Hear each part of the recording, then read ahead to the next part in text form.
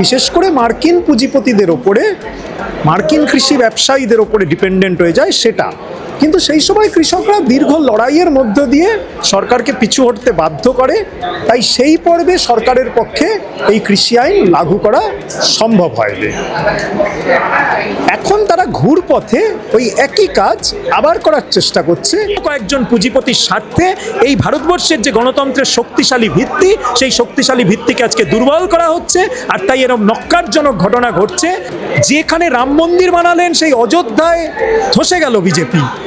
গোটা উত্তরপ্রদেশে বিজেপি আসন সংখ্যা কমে 30 মতো আসন হয়ে গেল। কিন্তু ঘুরপথে গণতন্ত্রের মুখে চুনকালি পড়িয়ে তারা সংসদে নিজেদের সংখ্যাগরিষ্ঠতা বাড়িয়ে নিয়ে এই সমস্ত আইন পেশ করছে। এই আদবানি, মাফ করবেন এখন আদানির নাম এত বেশি বলা হয়, লালকৃষ্ণ আদবানি পাকিস্তানে যাওয়ার পরে এসে জিন্নাহ সম্পর্কে কিছু কথা বলেছিলেন এবং বলেছিলেন যে জিন্নাহকে যেভাবে মৌলবাদী বলে বলা হয় সেটা ঠিক নয়। জিন্নাহর মধ্যে যথেষ্ট ধর্মনিরপেক্ষ বিষয় ছিল এবং জিন্নাহকে ভিন্ন চোখে দেখা উচিত। এর ফল কি হলো? লালকৃষ্ণ আদানি আর শেষ পর্যন্ত নেতাই থাকতে পারলেন না। দেখেছি কৃষকদের একটা বড় মুভমেন্ট, তারপরেও আপনাদের এখনো কৃষকদের মধ্যে কেন ভোট হচ্ছে? আসলে এই যে সব কৃষকদের যে আন্দোলনটা হয়েছিল সেটা মূলত 3টি কৃষি আইন ওই সময় সংসদে ওরা পাশ করার চেষ্টা করছিল। যেই কৃষি আইনগুলোরও মূল লক্ষ্য ছিল ভারতবর্ষের কৃষির যে ভিত্তি এবং কৃষকদের যে মেরুদণ্ড, সেই মেরুদণ্ডটাকে ধ্বংস করে ভারতবর্ষের কৃষিটা যাতে বিদেশিদের ওপর, বিশেষ করে মার্কিন পুঁজিপতিদের ওপরে, মার্কিন কৃষি ব্যবসায়ীদের ওপরে ডিপেন্ডেন্ট হয়ে যায় সেটা। কিন্তু সেই সময় কৃষকরা দীর্ঘ লড়াইয়ের মধ্য দিয়ে সরকারকে পিছু হটতে বাধ্য করে, তাই সেই পর্বে সরকারের পক্ষে এই কৃষি আইন লাগু করা সম্ভব হয়নি। এখন তারা ঘুরপথে ওই একই কাজ আবার করার চেষ্টা করছে এই নতুন ট্রাম্প সাহেবের সঙ্গে গলাগলি করে।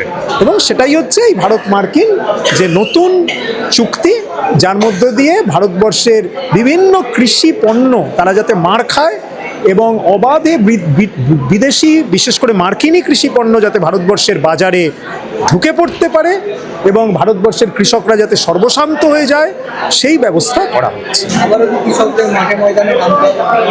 হ্যাঁ, সারা দেশ জুড়ে কৃষকদের মাঠে ময়দানে নামা প্রয়োজন। শুধু পাঞ্জাব, হরিয়ানা, উত্তরপ্রদেশের কৃষকরা নয়, আমরা চাই এবং আমরা আশাবাদী যে আন্দোলন সেই সময় পাঞ্জাব, হরিয়ানা, পশ্চিম উত্তরপ্রদেশ, এই সমস্ত কৃষকরা যে লড়াকু মানসিকতা দেখিয়েছিলেন, আমরা চাই সেখান থেকে শিক্ষা নিয়ে গোটা দেশের কৃষক সমাজই এই মাঠে ময়দানে নামুক। কিন্তু যে কথাটা আমি বলতে চাই সেটা হচ্ছে যে এইগুলোকে কিন্তু বন্ধ করে দেওয়া যায় সংসদেই। এগুলোকে কিন্তু বন্ধ করে দেওয়া যায় সংসদে। বিজেপি 2024 সালে মাত্র 240টি আসন পেয়েছে, সংখ্যাগরিষ্ঠতা থেকে অনেক কম। চন্দ্রবাবু নাইডু এবং আপনার ওই আর কে সাপোর্ট করলো, নীতিশ কুমার, এদের সমর্থনে কোনো ক্রমে সে মেজরিটি পেল। কিন্তু আমরা ভারতবর্ষের একটা ভয়ঙ্কর জিনিস দেখছি যে ইচ্ছে মতো এমপি কেনা বেচা করে জনগণ রায় দিয়েছে তাকে 240।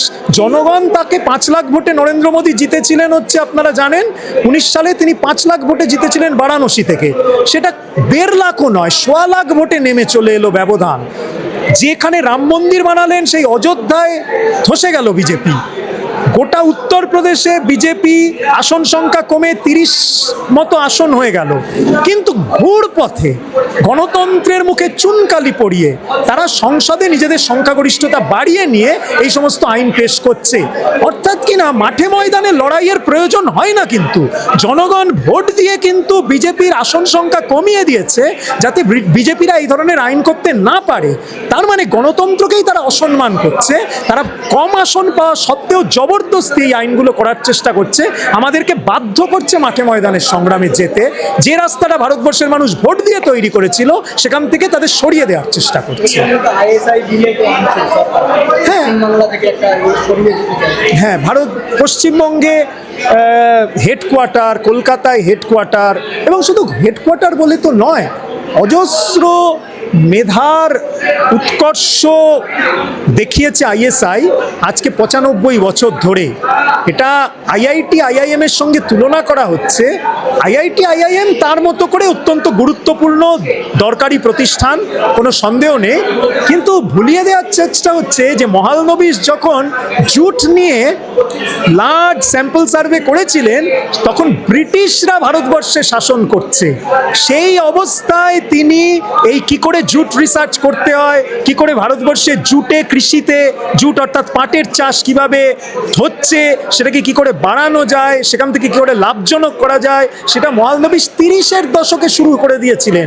এবং হয়তো হয়তো ভয়ঙ্কর যে মন্বন্তর দুর্ভিক্ষ দ্বিতীয় বিশ্বযুদ্ধের সময় 42 সালে হয়েছিল সেটা হয়তো হতো না যদি ব্রিটিশরা মহালনবিশের কথা শুনে সেই সময় ধান নিয়েও অনুরূপ মহালনবিশকে গবেষণা করতে দিতেন।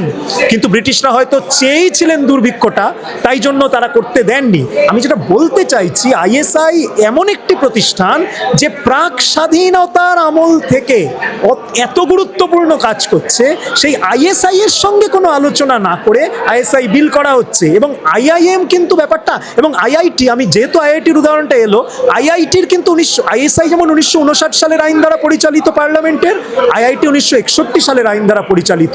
সেটাকে কিন্তু উইথড্র করা হচ্ছে না, সেটাকে অ্যামেন্ড করা হচ্ছে, কিন্তু আইএসআই এর বেলা অ্যামেন্ড করা হচ্ছে না। তাহলে পড়ে রইল কি আইআইএম? আইআইএম এর কোনো অ্যাক্টই ছিল না। আইআইএম কিন্তু কোনো পার্লামেন্টের অ্যাক্ট দ্বারা পরিচালিত হতো না। 2017 সালে প্রথম আইআইএম অ্যাক্ট হয়। সেটা কেন হয়? আইআইএম এ পিএইচডি ডিগ্রি দেয়া যেত না, শুধু ডিপ্লোমা ধরনের কিছু দেয়া যেত, পরীক্ষার ব্যবস্থা করা যেত। সেই কারণে কিন্তু আইআইএম নিজেরা চেয়েছিল এরকম একটা অ্যাক্ট, কিন্তু পরবর্তীকালে দেখা গেল আইআইএম এর সেই চাওয়ার সুযোগ নিয়ে এমন কিছু অ্যামেন্ডমেন্ট সেই অ্যাক্টে করা হলো যাতে আইআইএম এরও গণতন্ত্র খর্বিত হলো। সুতরাং আমরা চাই না এই গণতন্ত্র খর্বিত হোক, সে কৃষকদের গণতন্ত্রই হোক, শ্রম কোডের মাধ্যমে শ্রমিকদের যে গণতন্ত্র হরণ করা হচ্ছে সেটাই হোক, বা আইএসআই এর শিক্ষক ছাত্র ইন্ডিয়ান স্ট্যাটিস্টিক্যাল ইনস্টিটিউটের যে গণতন্ত্র সেটাই হোক, কোনো গণতন্ত্রই খর্ব হওয়া উচিত নয়।